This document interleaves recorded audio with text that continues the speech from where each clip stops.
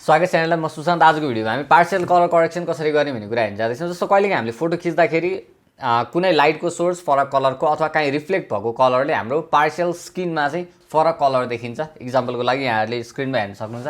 यस्तो स्किनलाई चाहिँ हैन, जस्तो यहाँनिर हेर्नु भने यता रेड टाइपको छ है यो एरियामा, भने यतापट्टि यति यो नाकको छेउमा र आँखाको तल येलो टाइपको कलर देखिएको छ है।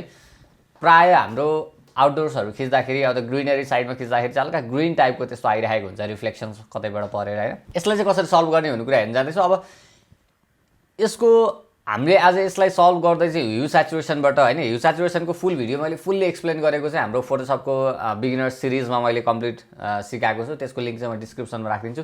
आज हामी छोटो यो कुरा मात्र हेरौँ है त। सुरुमा मैले फोटो ओपन गरेको छु, यहाँहरूले देख्न सक्नुहुन्छ है। मैले अलिकति जुम पनि गरेको छु यसलाई।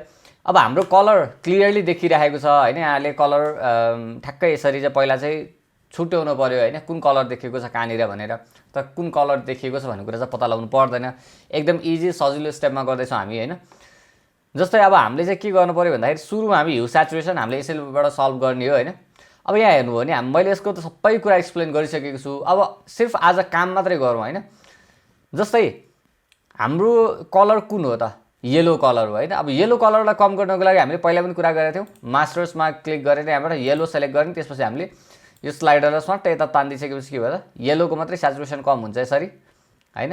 अनि त्यसपछि अथवा त्यसको मात्रै ह्यू अलिकति चेन्ज गरिदिसकेपछि हाम्रो प्रब्लम सल्भ हुन्छ है, बिफोर आफ्टर।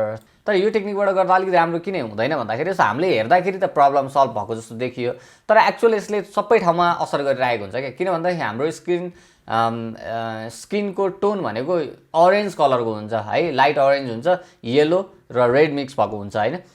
त्यही भएर अब हामीले यो येलोलाई चलाउँदाखेरि हाम्रो अन्तमै असर पारिरहेको हुन्छ। यसलाई मैले एक्चुअली स्याचुरेसन बढाएर चाहिँ हेरौँ है त, कहाँ असर पारेर चाहिँ त्यहाँबाट थाहा हुन्छ नि त हैन।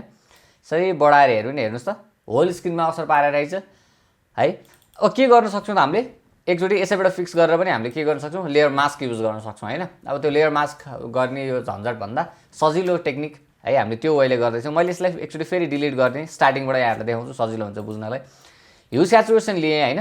अनि यहाँनिर ह्यान्ड टुल छ एउटा सानो हातको यस्तो गरेको आइकन देख्न सक्नुहुन्छ। यसमा मैले ट्याप गरेर हाम्रो अब कहाँ लिने हो त, स्याम्पल यो ठाउँबाट लिने हो भने मैले यसलाई लगभग यो एरियामा मैले ट्याप गरेँ। अब हेर्नुहोस् यहाँ तल रेन्ज आयो है।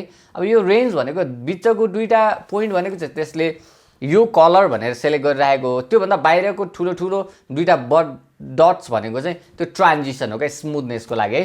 अब मैले के गरेँ भन्दाखेरि यसलाई काम गर्न सजिलो होस् भनेर चाहिँ मैले के गरेँ सुरुमा भन्दाखेरि यसलाई सरी ठुलो बनाएर तन्काइदिएँ। अब यसले कति एरियामा असर गर्यो भन्ने त हामीले त्यतिकै त देखिँदैन, यो मात्रै चलाएर सेलेक्सन कहाँ भएको छ भन्ने कुरा त देखिँदैन हैन।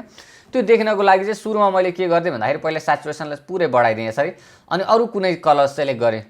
यो भएपछि के हुन्छ त, हाम्रो यो रेन्जले कहाँको कलर सेलेक्ट गरिरहेको छ भन्ने कुरा हामीलाई देख्न सजिलो हुन्छ। अनि त्यसपछि मैले यसलाई अझै यता सारेँ यसरी है।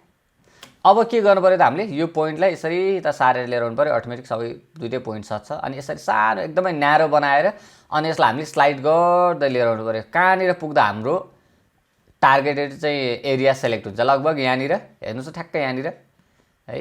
यसरी हामीले यो एरिया सेलेक्ट गरिसकेपछि अब यत्तिकै हामीले चलायो भने चाहिँ के हुन्छ, एकदमै अहिले हामीले देखिरहेको छौँ एकदमै हार्ड लाइन बसेको छ, स्मुथ ट्रान्जिसन छैन। अनि त्यो ट्रान्जिसनलाई स्मुथ बनाउनको लागि अहिले मैले भने जस्तो बाहिरपट्टिको पोइन्टलाई हामीले यसरी तानेपछि हल्का स्मुथ बन्छ है। यसरी थोरै स्मुथ बनाइदिउँ यति।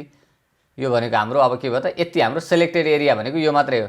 अब अघि पनि स्क्रिनभरि देखाएको थियो, अहिले पनि स्क्रिनभरि देखेको छ भन्नु होला, तर यहाँ हेर्नु भने जुन गाढा पोइन्ट छ त्यसले भनेको एक्ज्याक्ट त्यो एरिया सेलेक्ट गरेको, अरू लाइट हुँदै गएको छ भनेको एउटा स्मुथ ट्रान्जिसन। ठ्याक्कै कलर छुट्यो भने त घेरा नै देखिन्छ नि त, कन्ट्रास्ट हैन।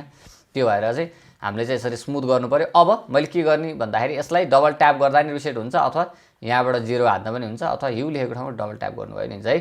अब चाहिँ मैले के गर्नु पर्यो त, यो कलरलाई पहिला सुरुमा ह्यू चेन्ज गर्नु पर्यो है।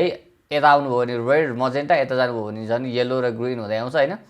पहिला रिसेट गरौँ अनि एकदमै थोरै थोरै गरेर यसरी हेर्दाखेरि चाहिँ हाम्रो लगभग कहाँनिर पर्फेक्ट हुन्छ यसरी हामीले चाहिँ काम गर्नु पर्यो। थोरै स्याचुरेसन पनि मैले अलिकति कम गरेँ म्याच गर्नको लागि।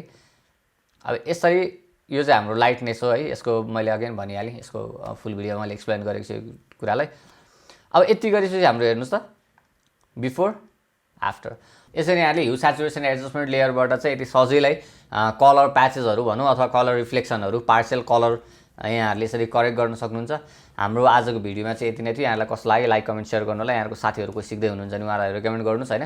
अनि मैले अघि पनि भनिहालेँ हाम्रो ह्यू स्याचुरेसनको यो एकदम यसको चाहिँ हरेक टपिकको एकदम एडभान्स एक्सप्लेन गरेको भिडियो चाहिँ अलरेडी पब्लिस भइसकेको छ। यहाँहरू प्लेलिस्टमा गएर फोटोसपको चाहिँ बिगिनर सिरिज हेर्न सक्नुहुन्छ हैन। त्यसमा नाम मात्रै बिगिनर हो, एकदमै डिप कुराहरू गरेको छु। त्यो हेर्नुहोस् हैन। यहाँहरूलाई केही कन्फ्युजन छ भने यहाँहरूले कमेन्ट गर्न सक्नुहुन्छ।